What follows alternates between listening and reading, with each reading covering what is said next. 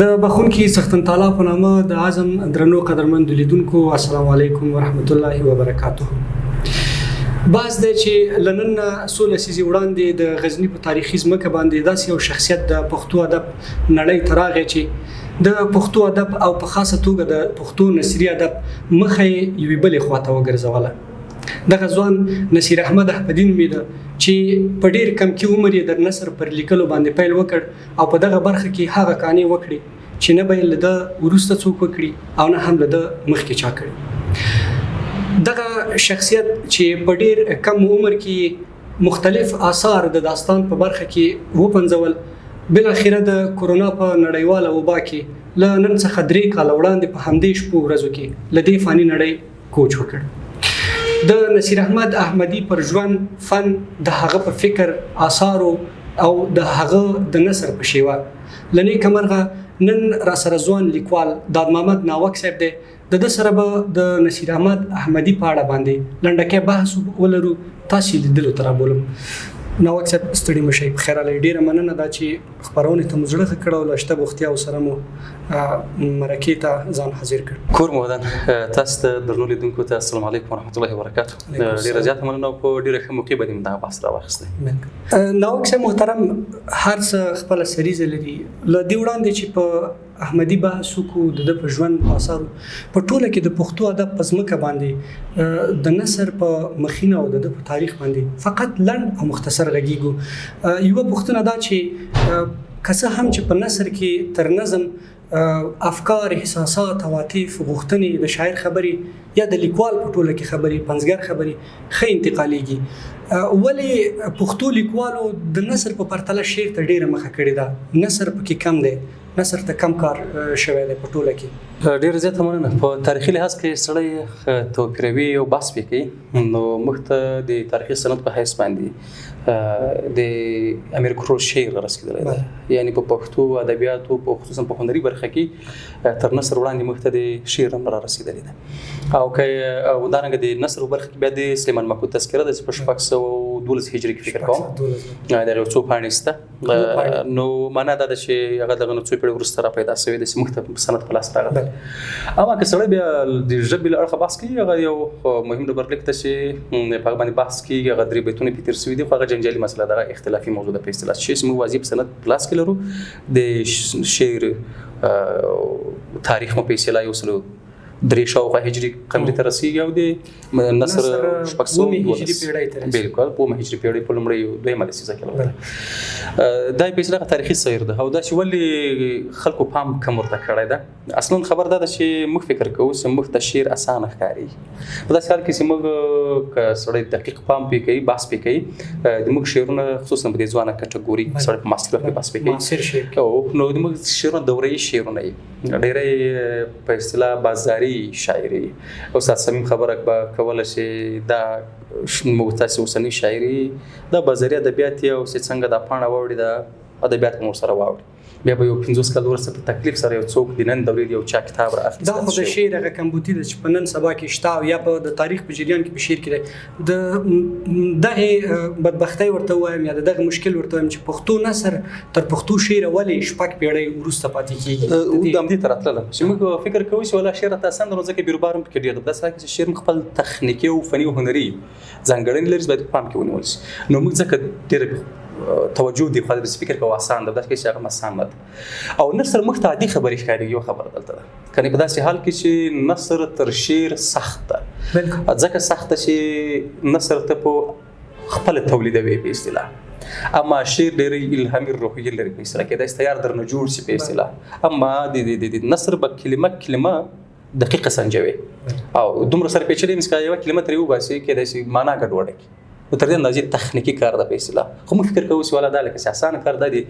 عامو خلکو کار ده. راځه که غواړې چې ځان هنرمند معرفي کړي، ادبي معرفي کړي، نو شعر و شاعري ته ډېر راس. بله خبره دا ده چې د نثر د تولید لپاره موضوعاتو او سوژو ته اړتیا وي. موږ د ګوتو په شمار مثلا که په داستاني ادب ته بیا کېدای شي وروسته هم بحث کې راشي، د داستاني ادب لپاره سوژې ډېرې لرو، خو د تحقیقي او فکري لیکنې لپاره موږ موضوعات کم لرو.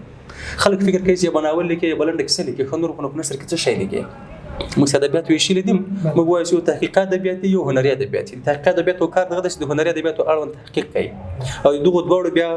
هغه جارسي اخلو تنقیدي نظر ور دینه کارکته جوړي کیسه خلاصه هم دي کړه خلاصه کوو په داسې حال کې چې کسړی فکر کوي په نور دنیا کې ادبي فعالانو په اصطلاح ادیبانو فکري انقلابونه راوستي په شعر کې کومه وګورو موږ د شرق نه ډیر زیات مطابقت کړي غزل مراخصه قصیده مراخصه دا مخماس مسدس او داسې نور فورمونه مراخصه دي خو په داستاني ادب کې د پښتو ادب د خونی ته داستاني خونی ته سړی سرخ کار کوي زمونږ زیاتره ادبي او نثري چوکاټونه چې دي د غرب نه راخیستل شوي دي دلیل تاسو ته څه کې ښکاري موږ ته شعر او شاعري راغلي لکه تاسو ول دا ډیره مهمه خبره دی د تاریخي سیر مطالعه کول په کار دي څه شي ده موږ ته غزل راغلی د غزل بدی قصیدې غلمرنی برخه ته کې تشبیه به بل خو دا وره برخه ده غیر غیر سوي برخه ده څنګه کې په تغزل او په غزل کې موږ سوایو معنا دا له خزو سره خبرې کول دي معنا د اسمانه د خزینه جنس د میلان خبرې پکې دي نه معنا دا ده چې دا به دغمره په پردو کې نغښتي خبرې لکه سره خزو سره غږی نور په نزاکت بغږی په اصطلاح دا د دې باندې شی د سیده لارس د شيري هنري لارس موږ ده د عربي د فارسي او فارسي نه پښتو ادب ته د لارې ته کړي دا راغلي ده یو ډول تاثیر هم دا پکې راغلی او ځکه خو نمونه ماغسي دي کوم مسدس ته مخمس ته غزل او رباعي او ټول عربي دي او د نثر برخه چې د ډېرې به مختلف هغه چینل نه راغلي په سیده مثلا خصوصا د کوزي پښتونخوا کولو فعالیت کې کړي کار په کړي لغنه په تاثیر باندې د دور تر برخلي ذخیری مثلا ذخیری سم نصیر اونسی مثلا د لومړنۍ ناول هغه ته منسوب ده تقریبا نو معنی دا د اسلام هغه ادرس نه راغلي او هغه د انګلیسي سره یا اروپאי مطالعه سره ارتباط لري نو دوی هغه تولیدات راوخیستل نسل لاغي لر نه راغی او شعر او شاعري د فارس لر راغله دغه ډول سره یو سلام راوخیستل خو دې معنی دا نه چې موږ خپل لار شي نه لرل تاسو د ولسونو کړنو هم یادونه وکړه موږ غلرلې په شعر او شاعري کې موږ چربیت لرلې مثلا موږ ټپل لرله او کې د نور فرمونو موسیقي فعلا ذهن ته ناراضي موږ خپل تولیدات لرل اما دغه شی په اصطلاح وارداتي فرمونه چوکاټونه اوس مخبل هنر په کې وازما یو خنه تیجه ورکړی ده بله اوس غواړو اصلي بحث سره شو په دې کې خو شک نشته ده د ستن د سر په اندازه باندې په دې کې نور خبرې نه کیږي چې احمدي صاحب د پښتو داستاني ادب او په ټوله کې پښتو نثر ته یو نوې جامه ور واغسته یو نوې رنگ ورکړ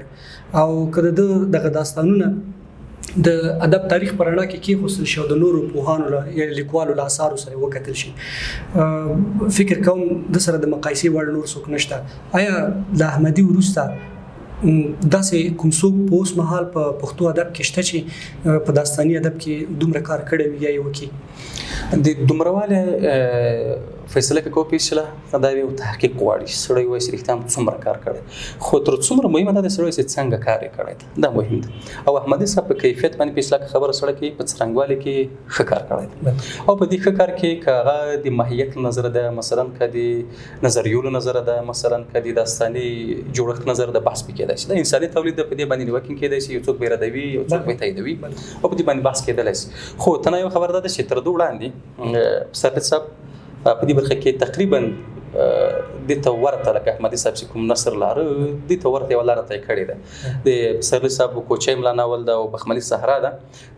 د سرلی صاحب او احمدي صاحب دواړه دي وی سیمه تقریبا غي اصلاحات او مفاهیم او حتی غي کریکټرونو د اوسېدو ځایونه ډېر سره ورته دي خو د احمدي صاحب نصر بیا خپل دغه ټینګار په دې دغه جملې ډېر کوچني لنډي دي او په نصر کې ښه ځانګړنه دغه ولا خصوصا په هنري داستاني نصر ژبه کې چې د بتاته یو شی تشریح کاوه نه تر خو وي انځوريزه ژبه درلوده بالکل مثلا فرض کړه کوی چې زه په چوکۍ باندې ناستم نو دا یو بیانیه جمله سواله د بدغس نه ویل د به ویلې ویلاس مو غزو چوکۍ څنګه مثلا په ګوتو راغی شکیدل فکر مې سوسي چې کوم کاغذ پکې کې دراوه مې یو شی پکې لیکلای مثلا یعنی د یو حرکت ورکو ستاسو به ویلې یو هغه شی به په اصطلاح په کې سکه داخله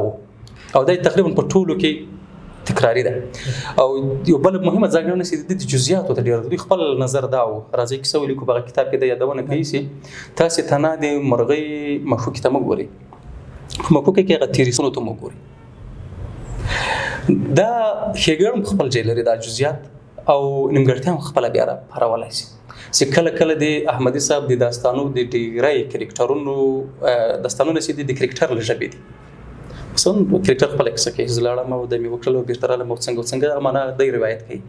دلته به کله کله رستون کې تشکر بګستا خو ما ته کرکټر داس معرفي کړو چې پلانای مثلا د زرو په داستان کې کامران یو دیالکت خو د کله چې کامران خپل کیسه کوي دومره په جزئیات او دومره هنري کوي سړی فکر کوي چې یاره دا کامران کې چیرته ادبیات او ژورنالیزم ویلې دا څنګه کیسه او دا حال کې چې دلته بل لیکوال نه دا یریږي چې زوس کامران مو کا مثلا لیکوال دغه مقصد مې دا ده چې د جزئیاتو کې نو تل دغه زمینی تاوان هم بیا لري او ټول ښېګړې بیا دغه تل کړه د مشیادونه وکړه جملې لنډې دي انځوريزي دي او په کیسه کې بیا جې شي نسته کله مثلا کته ته د بینر تشریح کوم ته د چوکۍ تشریح کوم ته تشریح کوي نه درخي د احمدي صاحب دغه هنري اثارو ماهیت ته په کتلو سره د راحت ځاخیلی نه را پدې خواته د کوم لیکوال تاسو تخکاریږي لدی وړاندې تاسو د صدیق پسرلی صاحب یادونه وکړه چې د په بنسټیز شکل باندې لکه کله نصر لګ یادونه کو الفت مولانا صاحب په دې کې کار کړی ګل پاچا الفت صاحب قیام الدین خادم صاحب په دې په نصر کې کار کړی هنري نصر لیکل دی چې لوستلو سړی یوه بلې دنیا ته ځي اما زما موخه د دې نه ده چې په پښتو په لمنه کې چې دومره فهم نثر دومره لنډ نثر لنډې جملې ولري داسې نثر داسې کوم لیکوال درته ښکاري چې د راحت ځاخیلي نه را په دې خواته د احمدي صاحب په سبق کې د په لاره قدم ایښی وي او داسې نثر یې لیکلی وي یو خبره بله ده موږ که د یو چا هنري ښېګړه بیانوو په اصطلاح هنري ځواک یې معلوموو مجبور مقایسه یې کړو خو دې معنا دا نه ده چې موږ وایو چې که وړاندې چا کار کړی ده نو هغه کار کم و په اصطلاح یا تر دې نامناسب په اصطلاح یا په کومه کټګوري کې و یا په کومه سترګه ورته وکتل شي یا په وروسته کې یو څوک کار کوي د هر چا خپل ځای لري او خپل ارزښت لري احمدي صاحب په خپل وخت کې په دې معاصر وخت کې که سړی منصفانه خبره کوي د هنري نثر په برخه کې په خپله لاره کې بې جوړې سړی و دغسې بل څوک ورسره سړی مقایسه کولی نشي د په همزولي او په دې معاصر دور کې که د احمدي صاحب په نثر او په ټوله کې داستان لیکنې ته وګورو د داسې یوه شیوه درلودله چې تخیلي اړخ یې کمزوری نه و اما داسې یو تخیل یې درلودو چې دغه تخیل بیرته د همدې ټولنې نه راپورته شوی که د ده د هغه ازغن سیمه وګورو د نن ورځې د قاچاقي لارو یو ښه انځور درته وړاندې کوي که د هغه کیسه د ازادۍ په نامه موږ وګورو چې هلک دی بدمرغه خپله اوبه نه راوړي خور یې په اوبو پسې ځي دی په لینده باندې ولي سر ورماتوي بیا ورته وایي چې بهر ووتې ویښتان دش کوم دا پخپله یو ټولنیز درد دی که د احمدي صاحب د بغدادي پیر ناول موږ وګورو ډېر خلک داسې شته مثلا چې دین او مذهب یې د یو ډال په توګه باندې استفاده کړ خلک یې وغولول د خلکو تر مخې دغه دین داسې یوه فکري جګړه یې وکړه دین یې ډېر زیات بد معرفي کو احمدي صاحب دغه خبره ډېر ښه اخیسته لکه د پل خشتي جومات چې دلته یو ویل کېږي چې یو انګریز 14 کاله یې خلک وغولول همدغه ډول د احمدي صاحب نور ناولونه دي چې ما یو دانه ناول یې لوستی دی خوسي نوم زما د یاده وتی دی چې یعنې په ټوله کې باید په دې باندې وغږېږو چې د ټولنیز واقعیتونه راخیستي دي دته هسې نه د یو جدا سبک خاوند ورته سړی ونه وایي وړاندې تر دې دقیق په موضوع ته راسو احمدي صاحب د موضوعاتو داستان د سروژولو اړخه په دوه رقمه پیژنم یو هغه احمدي صاحب و چې بغدادي پیر اعلانو چاپ کړی او یو هغه چې بغدادي پیر چاپ شو او په دې باندې زه په جزئیاتو په استدلال باندې دا وایم چې احمدي صاحب بیا بدلیږي د یو فني او ماهر او هنرمند لیکوال په حیث باندې له بغدادي پیر نه وړاندې چې د احمدي صاحب ټول ناولونه راواخلي کرنا وه بډاو د لیوانو پلونه وو مثلا د بړبکۍ دی او هر یو یې رااخلي هغه ټول ټولنیز مسایل دي حتی که سیاسي موضوعات پکې راغلي دي ډېر په مهارت باندې یو یادونه د کرکټر لخوا شوې ده چې سړی په لیکوال بدګمانه کېدی نشي په اصطلاح او تر دغه وخته پورې چې بغدادي پیر چاپ شوی نه و احمدي صاحب چا د دې ور نه بلل چې دغسې بحث ور باندې وکړي پرله پسې موږ هڅه وکړه چې ورو دا سړی ارزي په دې باندې چې یو غونډه جوړه شي وستاینه یې چې چا ځان نه پوه کاوه بیا پکتیا کې محصلینو خپله خوښه باندې سره راټول شول په پوهنتون کې غونډه ورته جوړه کړه استاد صمیم راغی یوه لونګۍ ور په سر کړه دا د احمدي صاحب د ستایلو لومړنۍ غونډه وه کله چې بغدادي پیر چاپ شو بغدادي پیر کې یو سیاسي فکر ته انعکاس ورکړل شو یوه روحاني طبقه وځپل شوله او یو سیکولر واکمن ښه معرفي شو. دغه ځای کې بیا نو خلکو فکر وکړو چې ولا اوس نو د موږ د فکر هغه حکیمي طبقې دا فکر وکړو، اوس د موږ د فکر د ابلاغ لپاره د احمدي صاحب داستان کار ورکولی شي. تاسو د دې نه دا تعبیر اخلئ چې احمدي صاحب په سیاسي ډګر کې د یوې ډلې متابعت کړی. اوس درته راځم همدې ته چې د خبرو نه معلومیږي صاحب احمدي صاحب څنګه څوک دی. احمدي صاحب تقریبا 20 کاله کابل کې اوسېدلی دی، تر 20 کاله اضافه و تقریبا، مګر کلي سره رابطه نه ده کړې شوې. هېڅ مشکل نه و. معنه د داسې یو څوک سیاسي لید نه لره په اصطلاح، دغسې یو نظر یې نه لره. خو چې کله دا ناول چاپ شو خلکو په لاس کې واخیست. زه اوس مثالونه درته وایم. اخواته نه د احمدي صاحب دغه نه وروسته ناول د دې ناول محتوا او ژبه د احمدي صاحب هغه احمدي صاحب نه لکه پرانا کښې ده، دا لکه فرمایشي لیکل شوی. تر دې قوي استدلال د غڼې ځاله د دوه وروستی کتاب دی. د غڼې ځاله کې ټول داستان په دې ده چې یوه ښځه ده کونډه کېږي، په کلي کې په ښار کې اوسېږي، څوک کرایه باندې کور نه ورکوي، دا مبارزه کوي، موسسې ته ورځي، په موسسه کې د موسسې مشر ناسم چلند کوي او کیسه وړاندې ځي یو وخت رسېږي چې دا خپله یوه موسسه لري. د ښځو د مبارزې په اصطلاح او د ښځې لپاره د کار او د ښځې د هغه کوم لید چې په اعلاناتو کې راته د هغې لپاره یوه هنري ننداره او یو هنري اعلان. دغه شی د احمدي صاحب له کرکټر سره نه لګېده. د احمدي صاحب په ټولو داستانونو کې څرک نه معلومیږي او سړی فکر کوي چې دا والا یو بل فکر ده. په ټول تاریخ کې هم دغسې اول خو دا ناول ده، خیالي خلک سترګې دورته وکتل. خو بیا کله کله مشکل دلته ده چې ما لکه مخکې یادونه د کرکټر د ژبې اړوند وکړله، له داستان نه په اخذ کې هم د موږ دغه مشکل ده چې موږ بیا کله کله خصوصا په اجتماعي رسنیو کې په همدې باندې د یو تاریخي استدلال په حیث کار کوي. ځکه تاسې په خپلو خبرو کې یادونه وکړله چې بیا ورځ کله په خشته کې یو چا امامت کړی و انګریز. دا خبرې تقریبا په هر ځای کې تکرار شوې دي مګر هېڅ تاریخي سند نه لري. د ډیوډ جونز خبره چې دا داستان مرکزي کرکټر ده. ډیوډ جونز په ټول تاریخي اسنادو کې حتی د پوهاند حسن کاکړ هغه واضح وایي چې د انګلستان په ارشیفونو کې ګرځېدلی ما دا سند پیدا کړی. ته نه د یو ما په دې باندې مفصله لیکنه کړې وه. یو جاسوس په میرانشاه کې لیدل شوی و تر تقریبا 6 میاشتې د شاه تر سقوط وړاندې، هغه په میرانشاه کې لیدل شوی. ستاسې خبرې دلته اخلم. تر ټولو غټ مشکل دا دی چې دلته بیا جاسوس د صحنې په منځ کې ښکاري نه. آیا د روحاني طبقې د پیر د صوفي یو غلط انځور ټولنې ته وړاندې شوی نه دی؟ ته دا خبره ما سره نه مني؟ یو عامه خبره ده، که څنګه تاسې اوس استدلال کوئ او یو مشخصا په بغدادي پیر باندې بحث. هغلته دوه کرکټره دي، دوه اړخه دي. یو شاه امان الله ده کوشش کوي د خپل مبارزې لپاره د خپل واکمنۍ لپاره، په مقابل کې نور مشایخ صاحب ده. دا دواړه سره ټکر دي په اصطلاح. د داستان د روحیت هغه ده چې په دې کې داسې معرفي کوي چې شاه امان الله څه کوي ډېر ښه روان ده، مقابل کې څوک دی دا پردی ده او دا تر دې اندازې پورې چلونه کوي چې حتی په یو ځای کې په یو روایت کې راوړي چې د په یو کاریز کې هلته سپیکر ځان ته ښخ کړی او له کومه ځایه غږ پکې راځي او څنګه کوي. بیا یو ځوان له ترکیې نه که له کوم ځای نه که له کابل نه مثلا ښار نه څوک راغلی داستان ما پخوا مخکې ویلی و، اوس مې بیا مې نه ده ویلی. نو هغه ځوان راځي بیا د پیر په وړاندې درېږي او دی ورځي چې والا په کاریز کې سپیکر پیدا کوي ته والا له دې چل نه استفاده کوي. یعنې هغه بیا جلا مسله ده چې د کرکټر دغه رواني اړخ ټول کله د پیر ملاتړ کوي او دا پیر دومره زورور دی چې پاچاهي رانه سپارلی خو تنها یو ځوان په وړاندې درېږي. دا داستاني منطق ده که نه ده، دا بیا جلا بحث ده. خو دغلته مشخصا خبره کوو. اول خبره دا ده چې دا یو خیالي داستان ده، په دې باندې تاریخي سند باید ونیسي، د تکراري باید ووایو. خو دلته بحث شی دی، دلته دغسې خبره دلته واضح په معلومیږي چې وروره د شاه امان الله د واکمنۍ د چپه کېدو لپاره داسې یو داستان ده او په دې کې واضح معلومیږي چې کرکټرونه څوک دي.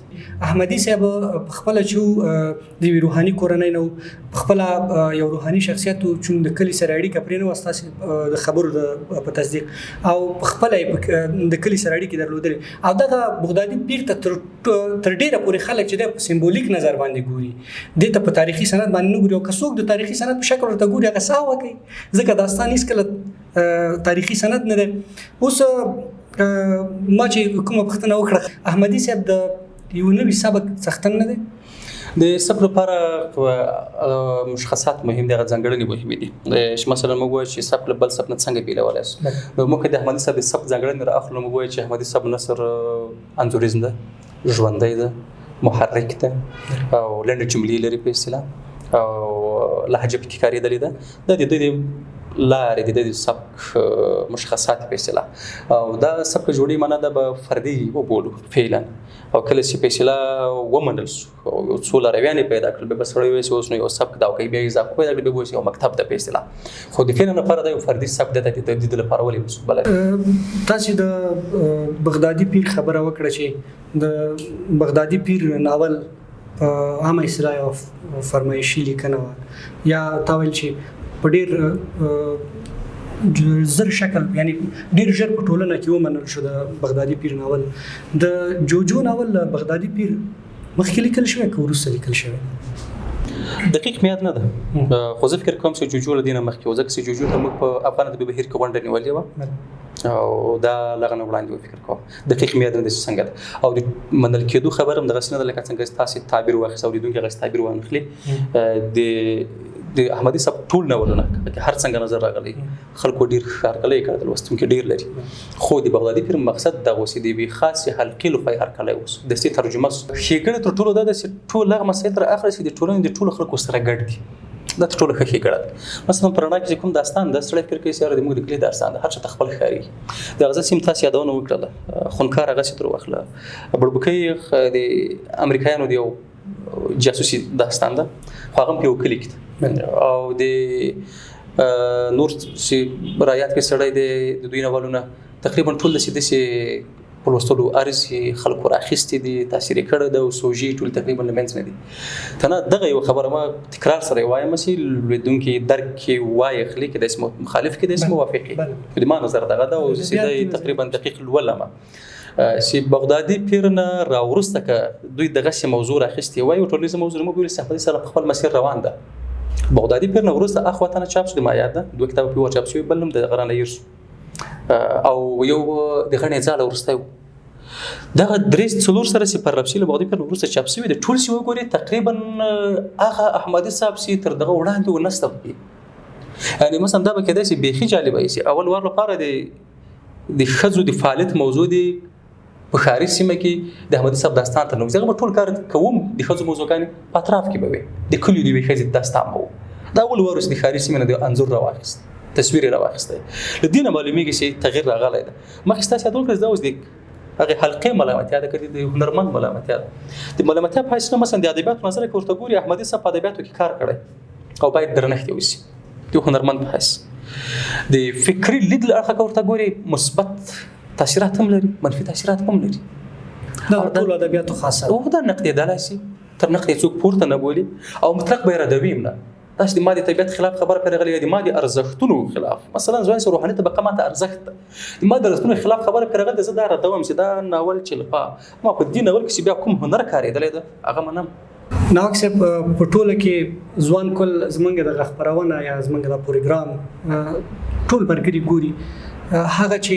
په ادبیاتو کې د پنځ قوت پکې دی لیکوالي کوي او په ټوله کې په نثر کې تخلیق کوي هغو ته ستا پیغام څه دی؟ ټولو ته دا ویل لرم د موږ د هنرمندانو عمومي مشکل دغه ده که څوک شعر لیکي ته نه لیکلو ته یې کار ولې د شعر په اړه مطالعه نه کوي که څوک داستان لیکي ته نه لیکلو ته یې کار ولې د مطالعې په اړه نه کوي. د هنرمندو لیکوالو د ما توقع دغه ده چې دوی که په هره برخه کې کار کوي په هغه برخه کې تیوریکي مطالعه هم وکړي او ژوره مطالعه دې وکړي. دویمه خبره دغه ده چې تاثر دې له پردیو خلکو ونه اخلي کوشش دوی چې خپل تولید ولري په خپل فرهنګ سره او حالاتو ته دې نه ګوري چې یو څو ورځو لپاره یو شی تولید کړي چې په ورځ پاڼه واړوي ورسره واوړي او دا کار یو څه مطالعه او تجربه غواړي. درنو لیدونکو که څه هم چې موږ د احمدي صاحب په اړه باندې په دغه مرکه کې لنډې خبرې وکړې خو بیا هم د احمدي صاحب په شخصیت باندې په دغه برخه کې ډېرې زیاتې خبرې کېدلی شي. هیله ده زموږ خپرونه مو د پام وړ ګرځېدلې وي او ستاسې څخه غوښتنه لرم چې موږ په ټولنیزو رسنیو کې د اعظم ویب سایټ د اعظم یوټیوب د اعظم ټویټر په ټولو برخو کې موږ فالو کړئ د نوو معلوماتو د ټولنیزو او نورو مسایلو لپاره. زموږ مرکه هم دلته پای ته رسېږي. تاسې په پاک او لایزاله خدای سپارم. ښې چارې الله مو مل.